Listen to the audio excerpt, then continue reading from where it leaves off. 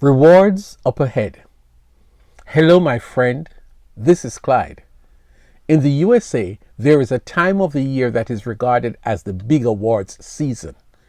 In January, there is the Golden Globe Awards presented to outstanding work in film and television.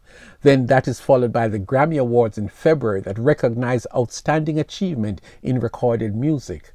And then the big one in March is the Academy Awards or Oscars in recognition of excellence in motion picture achievements. Big events, big events. Maybe none of us will ever get one of those awards, or maybe there might be someone who has got one of these awards. Please share it with us. We'd be happy to celebrate. But I want to talk about another awards event, the greatest ever. You will be there and I will get a chance to celebrate you and your rewards. Let me tease you like they do when they are promoting a good movie.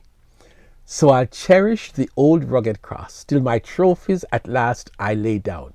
I will cling to the old rugged cross and exchange it someday for a crown. You got it. That is going to be a great day. And I want us to start with the rewards section. From the sound of things, this is going to be quite a long ceremony. By the grace God has given me, I laid a foundation as a wise builder, and someone else is building on it. But each one should build with care, for no one can lay any foundation other than the one already laid, which is Jesus Christ. If anyone builds on this foundation using gold, silver, costly stones, wood, hay, or straw, their work will be shown for what it is, because the day will bring it to light. It will be revealed with fire, and the fire will test the quality of each person's work. If what has been built survives, the builder will receive a reward. If it is burnt up, the builder will suffer loss, but yet will be saved, even though only as one escaping through the flames. 1 Corinthians 3 verses 10 to 15. Paul used language that we each can identify with.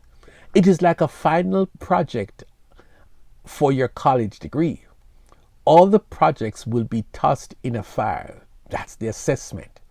If you put stuff in fire, some things will burn to a crisp or to ashes, while some things will never change. The benchmark here is that everybody whose work will be tossed into this fire, you will go to heaven. So don't be fearful that you might not make it. What is really interesting, however, is that those projects will be tested by fire. Those projects or works that survive the fire will be rewarded handsomely. The others of us whose work is wood, hay, and straw will be burned to ashes when those works are put in the fire. But please note, you would still have been accepted into heaven, but no reward for some of us. Let me say something. From the day of your salvation, you were admitted into the church of Jesus Christ, and he is a chief cornerstone. You have ample time to start building, or like Jesus taught, store up for yourselves treasures in heaven. Matthew 6 verses 19 and 20 to 21. Jesus is going to be processing our submission to the awards committee, and our efforts will then be tested. How do you think you're doing so far? If God should allow for an audit today on our works, are you adding some good building material? Do you exist only as a Christian holding on to the cross, and no strong building material is being accrued to your credit in heaven? You can change course today, my friend. Please start serving the Lord earnestly. Reach others with the gospel of Jesus Christ. Be kind, loving, be gentle. Pray for one another. Those are some of the things that shows that you are involved in kingdom building. He wants to welcome you into heaven with those amazing words. Well done, thou good and faithful servant. Let us move on to the next phase of the awards and prizes for the billions and billions of Christians who will be going to heaven. This next phase involves each of us appearing before the judgment seat of Christ. We're confident, I say, and would prefer to be away from the body and at home with the Lord. So we make it our goal to please him, whether we are at home in the body or away from it. For we must all appear before the judgment seat of Christ, so that each of us may receive what is due us for the things done while in the body, whether good or bad. 2 Corinthians 5 verses 8 through 10. Could this be the same as the first segment of rewards we talked about? I don't know. Each of these events is described in separate letters to the same church, the Corinthians. When we get there, I'm sure there will be an itinerary, and that will be time enough to find out. The last segment of rewards and awards is what I consider the big one. This has to do with what the song says, the crown. Everybody loves a crown. It is easily the most glamorous and significant award ever. It is said that the British Imperial State Crown is the most valuable royal crown.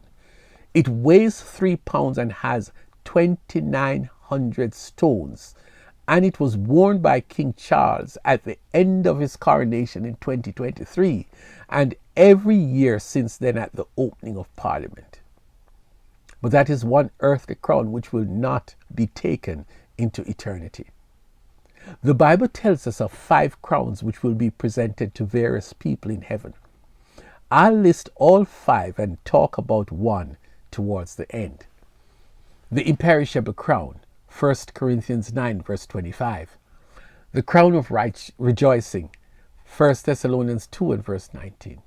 The crown of glory, 1 Peter 5 and verse 4. Crown of life, Revelation 2 and verse 10. And the crown of righteousness, 2 Timothy 4 verse 8. Let us talk about that last one, the crown of righteousness. This one sounds like one that everybody could get if you meet that one qualification. Do you know of a certainty that you will be at this great event in heaven, by the way? If you're born again, if your name is written in the book of life, you will be there. If you are taken up to meet the Lord in the air, in the rapture, you will be there. I have to challenge you. Get busy for the Lord. Start laying up treasures in heaven.